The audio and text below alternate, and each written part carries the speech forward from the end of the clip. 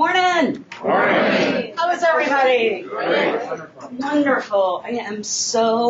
I'm really happy to see this room so full. It's a little daunting when you come into a Fleming's restaurant very early in the morning and you're the only one here. And I have to admit, I have been eyeing that eye of wall. And reminding myself it's early morning. And so you look at an empty space and boy, in the blink of an eye, we're now full. So now that we're all in this room, this is it. You ready? Ready. Seat belts buckled. You're going to be here, it's my understanding, till about 5 o'clock today. Is that yours? No. Till about 11:30. But since we're talking about highly effective managers today, there will be no breaks. So that would be ridiculous, wouldn't it? We're a little snug. We'll take a break somewhere around 10:15 or so. But I know I also have a room full of adults. My breaks don't always coincide with your needs. I know we're just a little snug in here, so if you feel the need to stand up and take care of something, please do. And we'll all move out of your way so you can move around the space. Sound good? Yes. Great. And I'm getting the sign back there to speak louder, which is usually not an issue for me. But if the voice dips and you need me to, just give me one of these and I'll go back to booming. All right. Appreciate the introduction. My name is Sue Dathy Douglas. I am a global vice president for Franklin Covey. It's hard for me to realize I've been at the organization for almost 20 years. Some of you, perhaps as you think about your careers and the roles that you've played, some days it seems like yesterday. Sometimes it seems like maybe 30 years, somewhere along the line. But prior to that, I had a role inside a company I think you're all aware of. Anybody ever heard of a small company called McDonald's? I didn't say you had to like it, but I am a Chicago kid and grew up in the city of Chicago. I had a scholarship. I was going to be an architect. And so I was in a mechanical engineering class in downtown Chicago, and in the middle of my class, this little guy in a kind of mismatched polyester suit came running into the class and hijacked it. And it turns out it was Ray Kroc. And if you don't know their history, he was the founder of McDonald's. And what had happened is his limousine had broken down. And he got bored, so he happened to be right in front of the college, came running in, introduced himself to the professor, and just said, "I'd like to talk to the kids."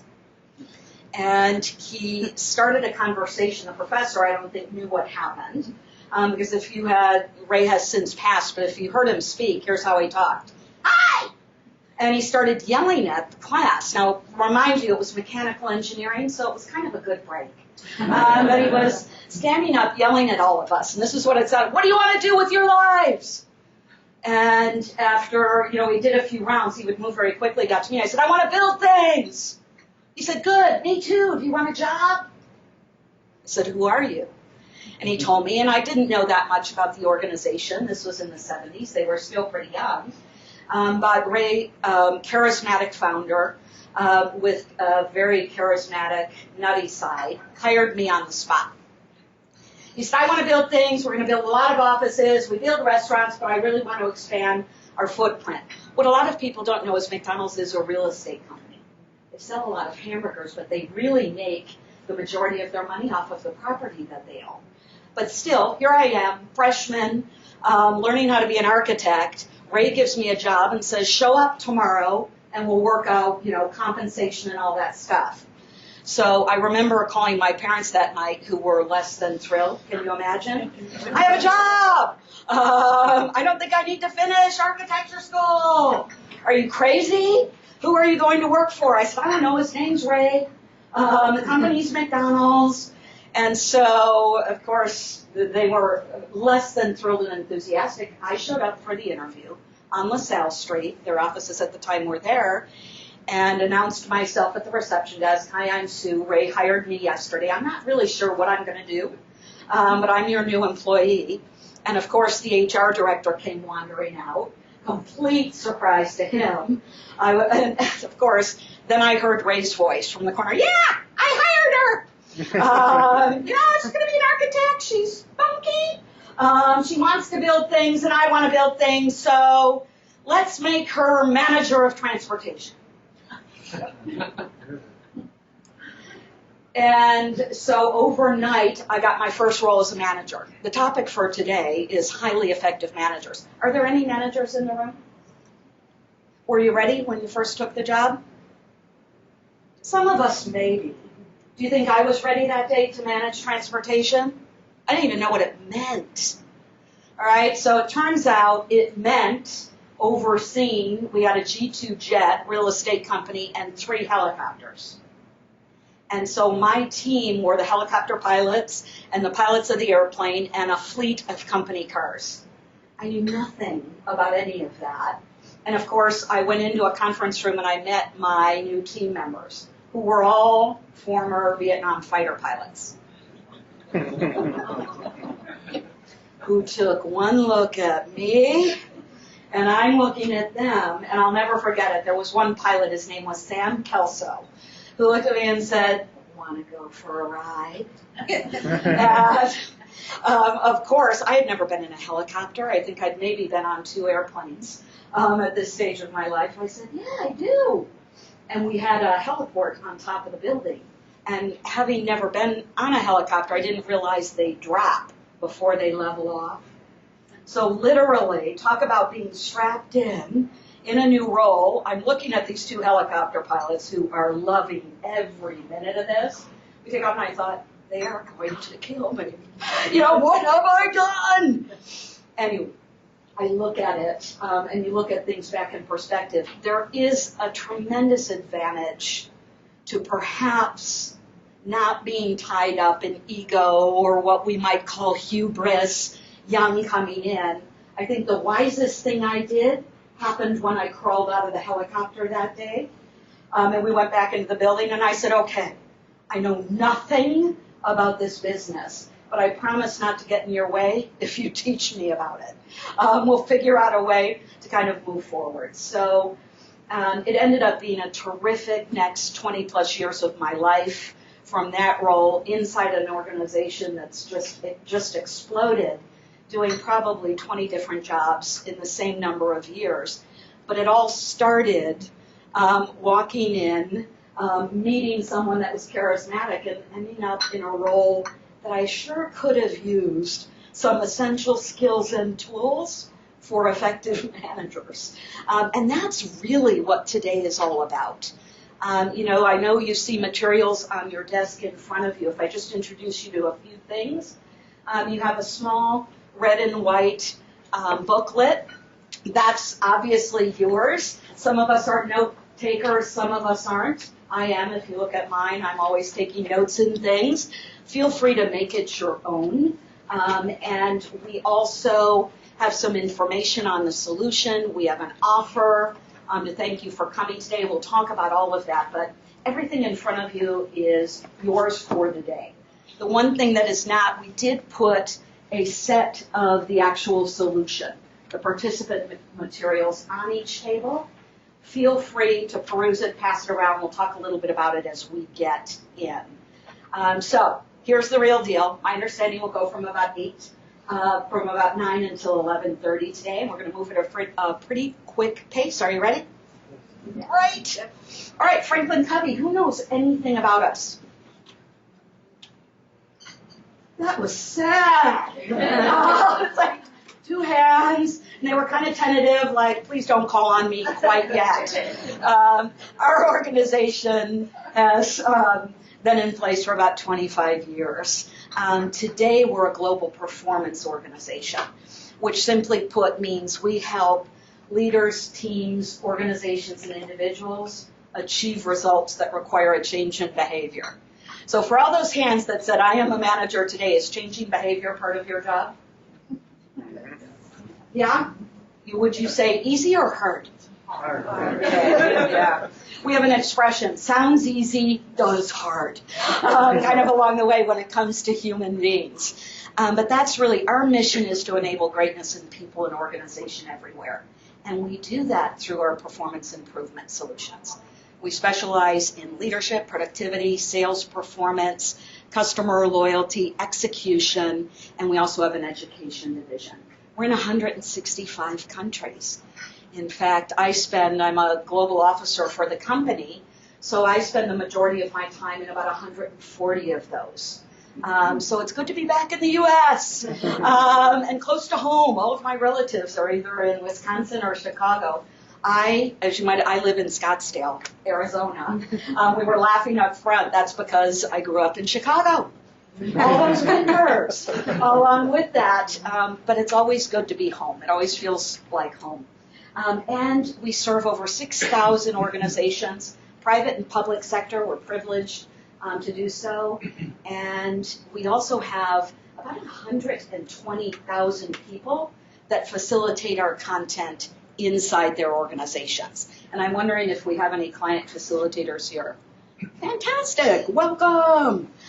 Please call on these two women if you have any questions or I go off target. We're really grateful to you. In addition to your day jobs, you deliver our solutions, so thank you. We're glad you're here. All right, our agenda today, 4 quick things. The first one, we really want to talk, how's this, about why leaders matter. What really makes an effective manager in the world of work today? Just a quick poll. How many of you think managers are important? Good, we're off to a good start. Second, how do you develop them? How do you really get people ready to take on not just the challenges, but the opportunities that we face today? Third, we want to give you a taste of our 7 Habits for Managers solution. And we're actually going to experience some of the content, but it seems funny to say that. Okay, I did it on purpose because we're in Fleming's.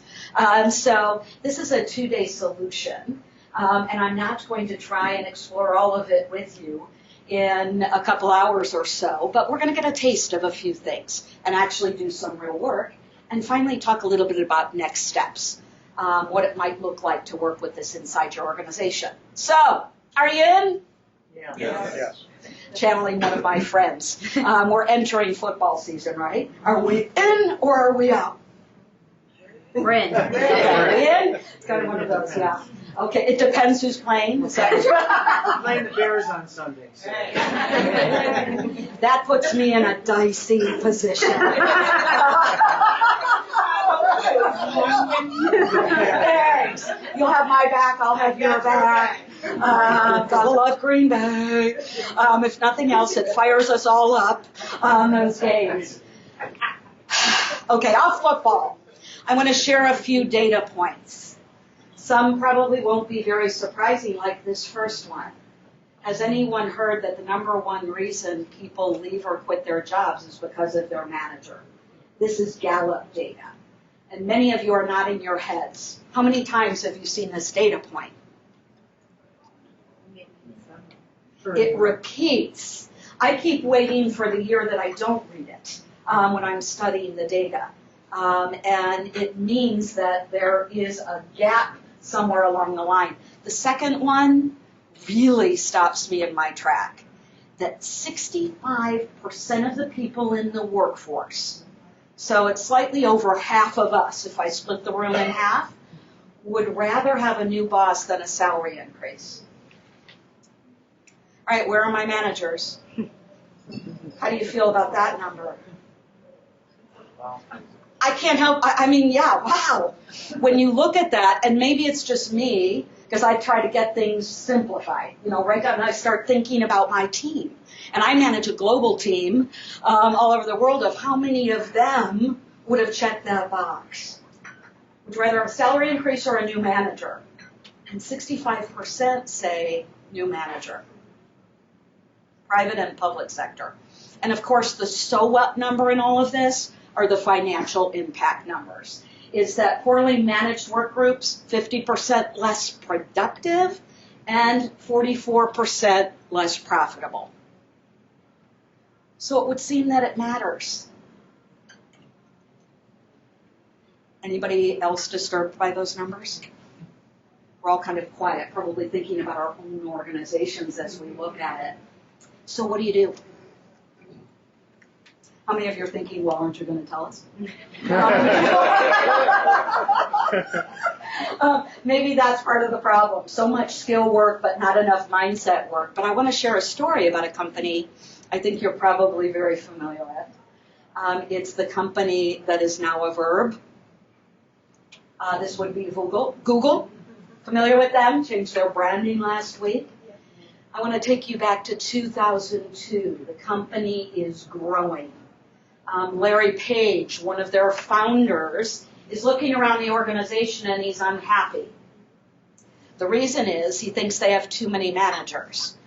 And the study that surrounds all of this, Larry was looking around and saying, we are a creative organization. We work really hard to hire the brightest and the best people that are superb, the top of their class, that have these elaborate resumes, that have patents on the wall. Why do we need so many managers? It's getting in the way. So I always try and picture myself in this meeting. Larry sits down with his HR officer and says, I'm going to fire all the managers. And HR said, please don't. Please don't. And Larry, being that charismatic founder, a lot like Ray, said, I don't care what you say. I think it's getting in the way of our creativity. So the next day, he gathers up all of his project managers inside Google. You can kind of picture them all kind of sitting around. There were more than what you see on the screen. But he stands up in front of them and says, all right, effective tomorrow, you are no longer managers. We'll find something else for you to do. I'm sure you have other skills. That's what got you here. But we are eliminating managers from our organization. Can you imagine the managers that day? And I can picture all the HR people in the room because the line, anyway. What do you think happened? Does anybody know this story? Harvard just in HBR Magazine did an updated article on this entire period of time in 2013. It's a great article, how Google taught their managers to lead. Anyway, within 2 days, Larry knew the error of his decision. And the reason really took 2 weeks for the decision to be reversed. The line around his office every morning stretched into the parking lot. It was all the employees, and what do you think they wanted to know?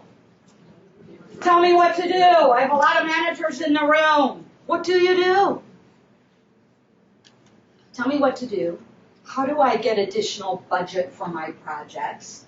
Who's going to make decisions on these critical milestones? Who do I send my expense report to? How do I get approval to travel? Oh, I make that decision? All of the variety of things that went on. At about the 2-week mark, he acknowledged that a mistake was made.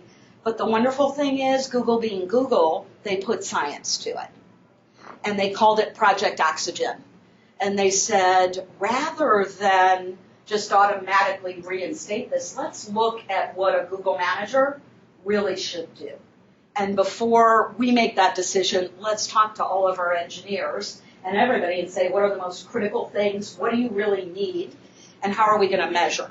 So they identified 8 things, and I'm just going to share them with you. It was the big announcement. We're bringing managers back. Woo! Here's the list. And it's not your organization, but I just want to give you a minute to kind of scroll down this list. They need to be a good coach. They need to empower the team, not micromanage them. They need to express interest in and concern for team members. They need to be productive and results-oriented. They need to be a good communicator. They need to know how to listen and to share information, help with career development, have a clear vision and strategy for their team members. And oh, by the way, they need to have technical skills that make them credible, okay, in this technical field. So I'm going to pause there. There's a spot I know on page 3 for you to take a note or two if that's of interest to you. But is there anything on this list that jumps out at you or that you find interesting? Please. Productive and results, number 4. Number 4. Are you surprised that it's not number 1? Kind of. Well, at least number 2. It made Because it. you got to be a good coach. You have Right. to be a good coach off the top. But number 4 does stand out to me. because if you're not productive and you're not the one that's really, implementing results, I mean, what's the purpose? Exactly. We get mired in the muck, as it were. Thanks for that. Adam? I was going to say the vision and strategy. Yeah. Interesting because You don't know where you're going, how you can get there, right? all this brilliance needs to have some way of knowing how to contribute or how to focus what they bring to the table against what the organization values. Any other surprises? Please. I'm surprised you mentioned is not micromanage. I have issues at work where I see some managers that I think I have a really good group of people, and sometimes you just have to let them do their jobs and be their coach, but be their cheerleader as well, and stand up for them. And micromanaging, I just think that takes kind of the air out of their. It's the quickest way to disengage talent, isn't it? Yeah. Really interesting, isn't it? Please. I think there's a good point too. If you look at this list, there's a lot of things that are personal to the person versus something that's personal or needed in the business. So like not micromanaging the team, they want them to be a good communicator. They want them to coach them. They want to help them with career development. It's very personal versus something that is for the business. So true. Thanks, Kristen. It was really a big wake-up call inside their organization as well. In fact, I pulled a quote from one of the engineers that was involved that kind of goes right to it. Engineers hate being micromanaged on the technical side, but they love being micromanaged or closely managed on the career side. Somebody that cares about me, about my career, that cares enough to give feedback, a lot of what we might call EQ skills, kind of the emotional side in this highly technical engineering firm, right? Now, against these 8, what's interesting inside Google today, this Project Oxygen, they continue to assess managers 360 twice a year on these 8 attributes. And they are done during the off quarter. So they are not attached to quote-unquote performance reviews, but they are developmental tools. Here's how the team is seeing you, etc. Kind of interesting. And again, if you're like me, you're probably also thinking about your own team and running through that list as well. So, as we take a look at this, I've been talking for a while now. You probably wondered when we were going to let you get to know who you're sitting with, if you haven't done so already. Let's take a look at the people you chose to sit with. Take a long look. Who looks like a good table manager? All right. Shall we do it the easy way? Everybody take a finger, politically correct finger, on the count of 3. We're going to point to our table leader. Ready? 1, 2, 3, point. All right. Okay? Here's what I know. I can always, because I'm standing up kind of looking at all of you, I can tell who got selected, even if I miss the vote, because the table leaders look like this. I look down for 1 second. Listen, you don't have to be in for the whole 2.5 hours. Your job to be the social coordinator. Some of you came together, so you may know each other. Don't have to spend too much time on name, role, who you work with. But if you don't know each other, just a quick, this is only going to take about 3 minutes, go around the table. But what I'd like you to explore is what impact great managers have inside your organization. So we looked at some troubling data, but for those managers that really do a great job, why do they matter? What's the impact? So table leaders, are you ready? Yes. Sure. Off you go. 3 minutes. Get to know each other. Thanks so much for coordinating the discussion. Any themes come up about the value that strong managers add? Please. I think it was very similar to those points in that you're allowed the space to create and do your job. You have the quality of what you're producing is that much better. So understanding perhaps the end goal, but then allowing the individual to get there or the team to get there, collectively, Kind of getting out of the way, but yes. Excellent. Thank you so much. Mike. Trust breeds motivation. So if the manager trusts the employee will in turn become motivated to to excel.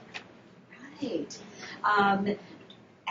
Really extending smart trust Right. as a manager to your team members makes a huge difference. And you tend to get the best out of your talent. Is that what I heard you say? So true. Thank you. Anyone else, please? We talked at our table a lot about the importance of employee engagement, involving employees in the process, whether it be career development, project work, whatever.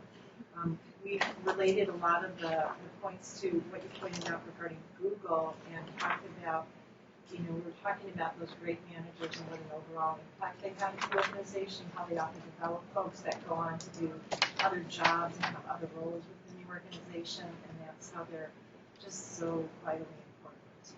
Absolutely. If I summarize all of that, it's almost like being talent magnets inside your organization, and they develop people, and it becomes, even in organizations that may be going through a really tough time, there are always pockets that people want to work in, right? It's absolutely amazing. Makes such a difference. I thought I saw another hand. Please. Effective change and a vision.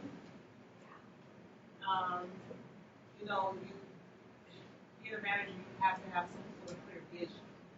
And you have to be able to, one, accept change. Hopefully it's effective.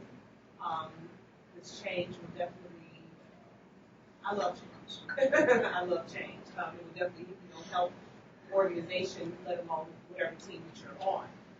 That's so great. Can we pause there for 1 minute? How many of us are experiencing change right now?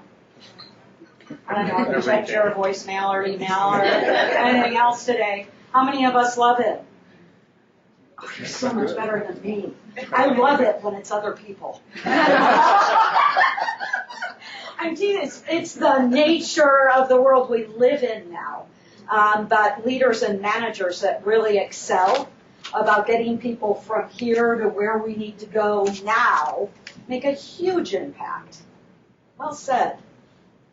So can we go to the other side?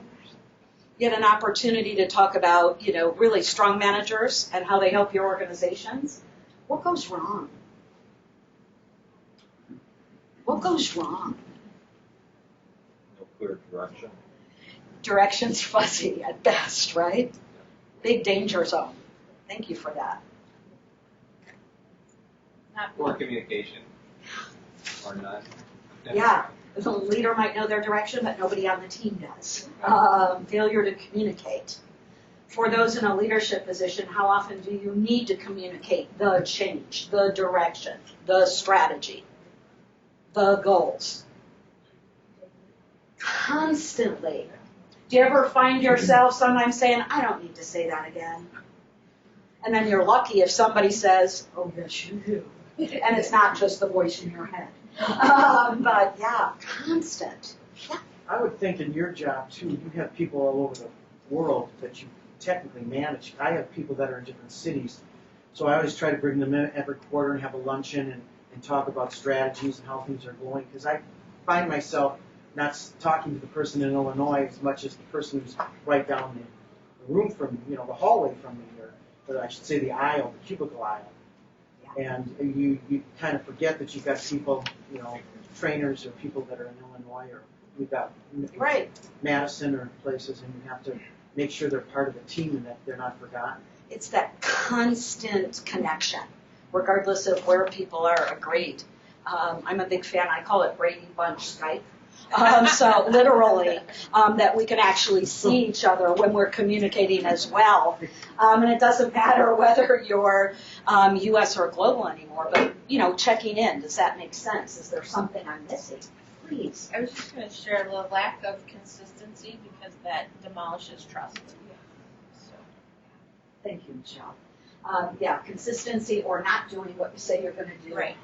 Trust goes down the drain. And then things tend to go bad, bad, bad. Is that a fair statement? Yeah.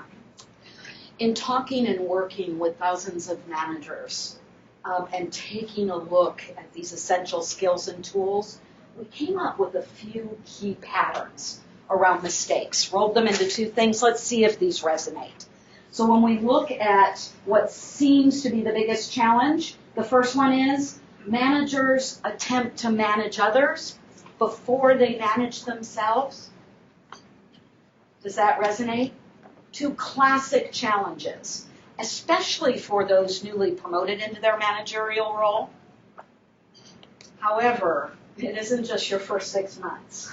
I think this goes with a saying, do as I say, not as I do. I don't know which parent I heard that from, but somewhere along the line, they were asking me to do something that I probably responded to and saying, well, when are you going to do it? Do as I say, not as I do. But they try to manage others before they've got their own act together. And when we talk about trust and things going off the rails, that's a trust destroyer, isn't it? The second one is they immediately start trying to manage people instead of realizing, as Google wisely did, and many of us clearly have as well, let people manage themselves against shared expectations. Right? Quit trying to micromanage performance, but instead, as you just articulated, get crystal clear on purpose, on goals, on strategy, and then release people to manage themselves. So it's not blind, but it's very deliberate. So those are the two classic mistakes that we seem to see pretty much everywhere in the world when we're looking at managerial effectiveness. And I thought I'd just give you a quick picture of how this shows up. Now, I know some of you came. Some of us are here with a large group of colleagues that we might be sitting next to, so no pointing at people during this assignment, unless you're going to point at yourself. You might recognize a few characters. Obviously, these are a composite of managers and leaders that I've met along the way. Here's a quick snapshot. Let's start with Amy. Amy's newly promoted manager, and she's affectionately what we would call a micromanager. Now, Amy was an outstanding individual contributor inside her firm. She had a track record of delivering results over and over and over again. What happens in your organizations when people have a track record of performance as an individual contributor? They get promoted. They get promoted! In fact, Amy's team was thrilled. If you sat down with her team and they talked to you right after she was promoted, it was like, yes, finally somebody that knows what all of us really need to do. Guess how long that lasted? They gave her about, I'd say it was a 3-month grace period before the grumbling started. And it isn't, believe me, these are not bad people. It's just interesting how these classic mistakes show up. She was so successful. Kind of see the magnifying glass? She is hovering, smothering, micromanaging. She knows what made her a great individual performer, so she's micromanaging how things get done rather than the big picture of what needs to get done. Do we know any Amy's? Let me give you one of her favorite expressions. I don't want to get in your way. Just before you send anything to anybody out of the department, run it by me. Sometimes we wonder how people end up retired in their cubicles who used to be contributors and talk about a slowdown in results. So that's Amy. Let's take a look at Marcus. Marcus is actually a really good friend of mine. He's a software engineer, and he's what I would call a reluctant team leader. Okay? Very successful as a software engineer in a large organization, and a role came up as a team leader. And it was really funny because I happened to be in the hallways on the day his promotion was announced, and he looked just like that. Does Marcus look happy? Kind of looks overwhelmed, doesn't he? And he was, and I happened to be walking down the hallway. I said, what's the matter? He said, I got promoted. I said, well, isn't that good news? Well, I really love software. I'm not so sure about people. And I said, well, why did you take the role? Well, it's how you get promoted around here. You don't want to look like you're not willing to step up. They kind of guilted me into it. You're ready. You've done all these great things. We want to grow with you. And of course, as the track record went on, Marcus is having trouble in his new role because he takes on all the assignments. With his former peers sitting in team meetings when something needs to be done, he ends up owning it.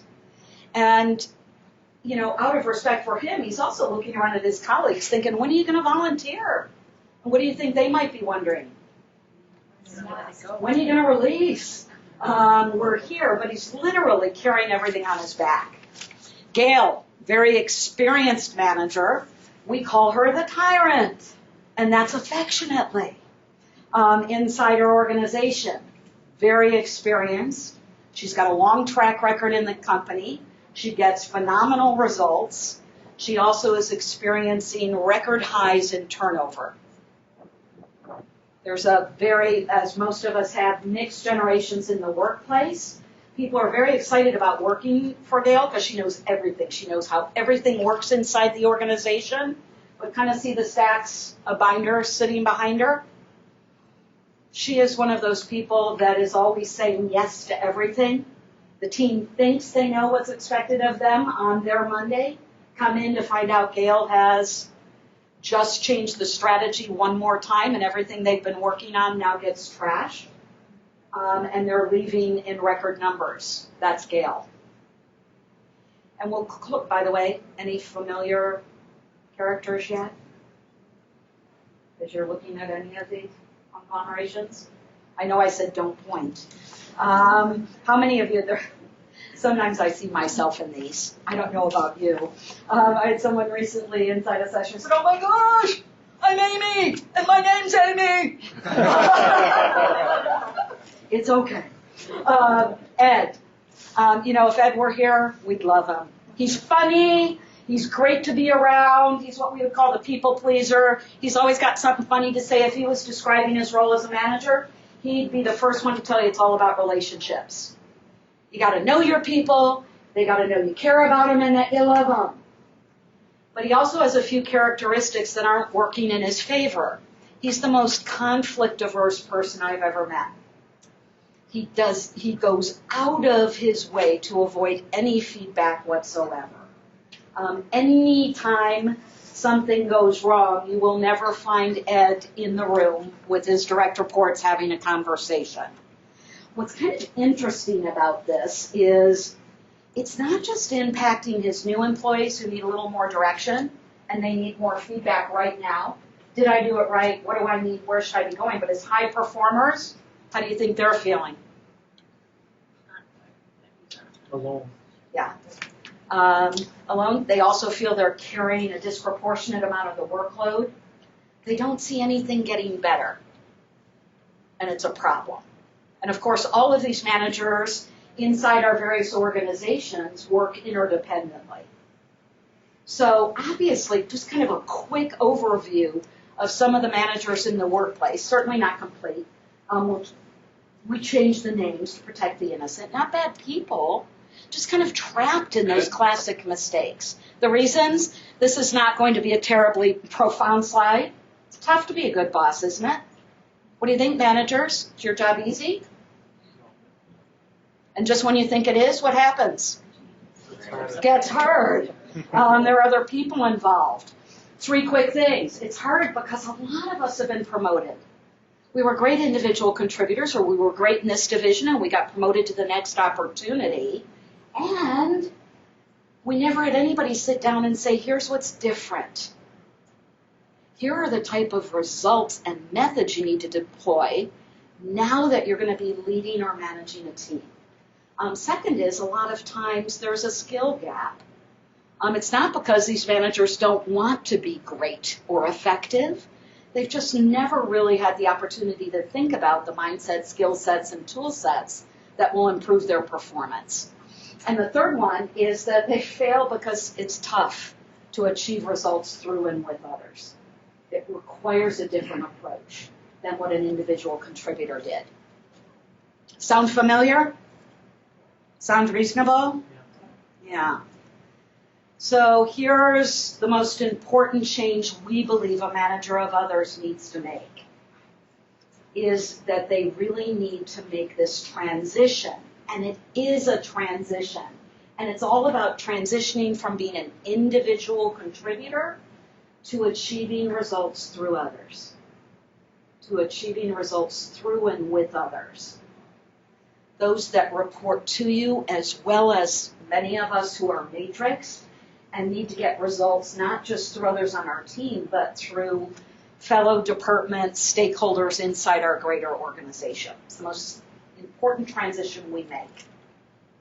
And if we take a look at this, how important is a framework when you're making a transition? What does the word framework mean to you? Guidelines, right? Process.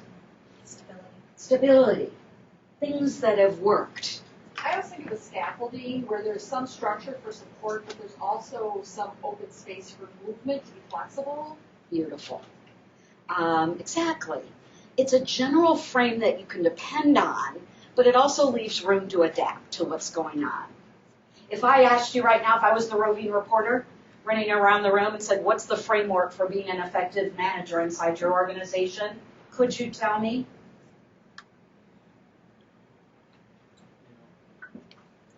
Was that a yes or a no? I kind of heard a Yeah. yes. It really varies too on the job. It does Position. vary. What They you- exist. You know what you believe. You know what's true. But sometimes it would take a little bit of time to kind of think through what that is. I want to just share our framework when we look at highly effective managers. And we use the 7 habits as the framework. And it, by the way, how many of you have read the 7 habits or have some experience with the 7 habits of highly effective people? Great. I think that's probably about half of us. What's the matter with the rest of you? Been on the bestseller list for 25 years. It's not required for this, but that's the framework. Anybody familiar with Pareto? You know, the Italian scientist? And what was Pareto's rule? 80-20. And what that really meant was 20% of our activities as managers impact 80% of the results. So along with that, this framework allows us to hang some mindset, skill sets, tool sets that will help managers and leaders achieve results over and over and over again. So let's take a look at it just very quickly. The first 3 habits are what help a manager deal with classic mistake number 1. Does anybody remember what that was? Your first test. They fail to manage themselves before managing others. That's where habits 1, 2, and 3 come in for a manager. Be proactive, begin with the end in mind, and put first things first. What that really means for managers is when it really matters, use your resource and initiative to make things happen. Be the kind of leader that knows how to get things done and helps your team to do the same. Second, make your contribution. Not just in your role, but make effective contributions in the meetings you run, in the presentations you deliver, and in the projects you manage. Third, manage from quadrant 2. That's Franklin Covey code. It'll be $2 million for me to tell you what that means. It means manage around what's important, not just urgent. Help your teams execute on what's wildly important. And that starts with the manager. If you're Gail, remember Gail? She's Tyrant Gail. She's always dealing with a lot of different fires. She's failing at habit 3 with her team. So those are the first 3. Let's look at the second set. This is the framework for learning how to lead others effectively. You've heard me do something today, and I bet for some of my linear people it might be disturbing you. I interchange the word manager and leader because I think in a managerial role you are both. You manage yourself, you lead others. So if you have a manager in your title, you are responsible for leading others. And when we look at that, think about it. If we're going to lead others effectively, doesn't it start with win-win, habit 4, which is really all about letting people manage themselves against shared expectations. Then the next habit around leading yourself is seek first to understand, then to be understood. All right, managers, how many fixers in the room?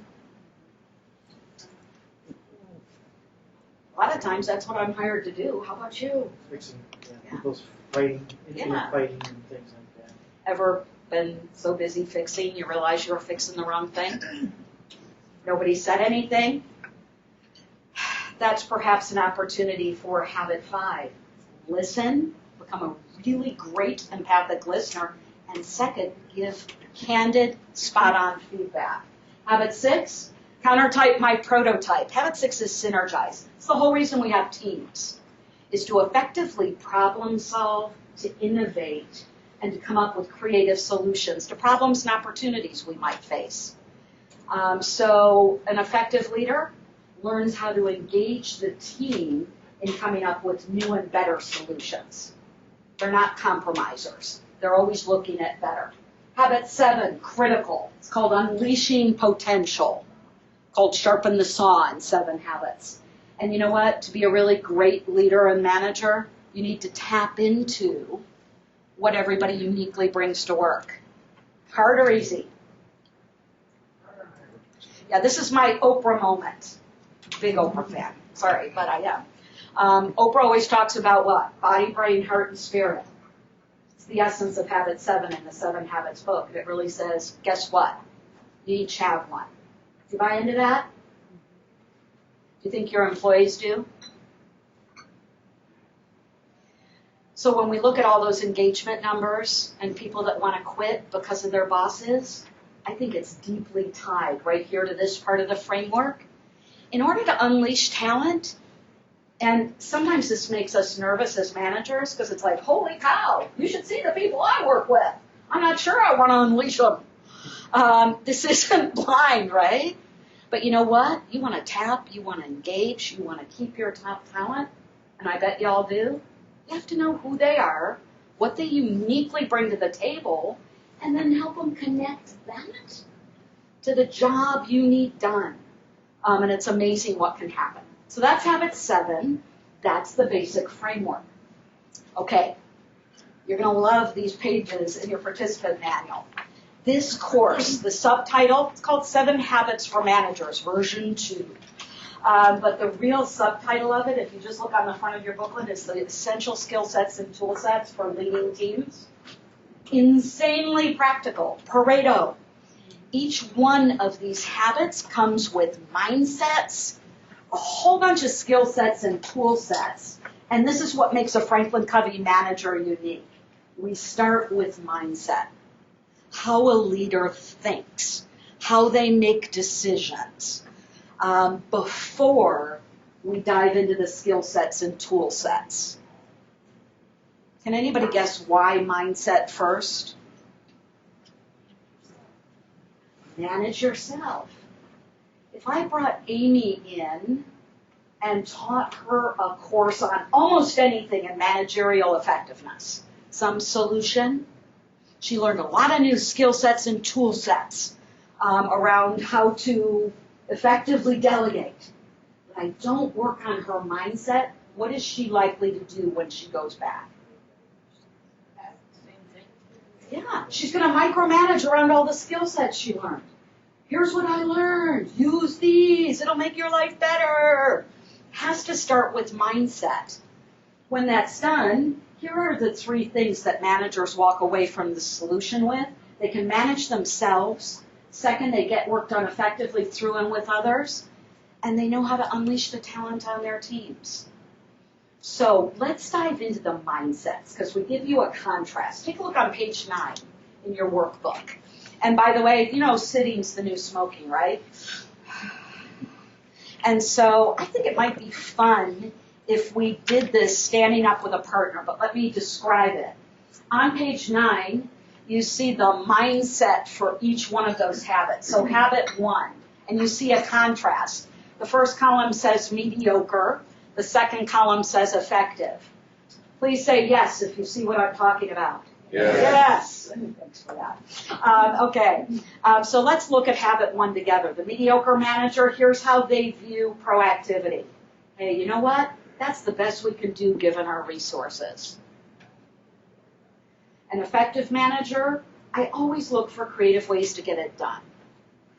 So I'm going to invite you, just habits 1 through 3, to stand up and find a partner. You can stand up and you can work with the person sitting right next to you, or if you prefer, you can find somebody across the room if you prefer that. But here's the assignment. Partner A, I want you to model the mediocre manager.